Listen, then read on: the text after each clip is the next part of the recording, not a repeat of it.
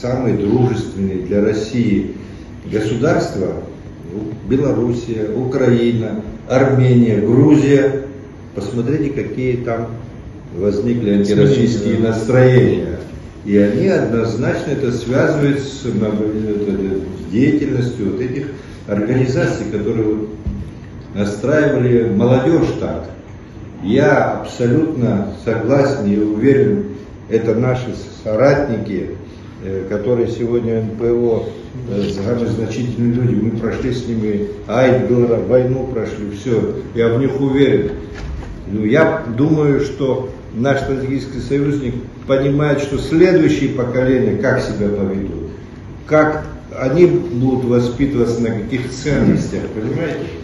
И у них есть такие опасения, а исторические недоверия к нам у них может быть, потому что у нас разные были периоды взаимоотношений, правильно? Поэтому вот об этом речь идет. И понимаете, раз вот борьба, да, мы говорили, идет нашего союзника, единственной нашей надежды на безопасность. Раз у них такие страхи есть, и они обоснованы, но мы должны все-таки исходить из наших государственных интересов, а не из личных интересов.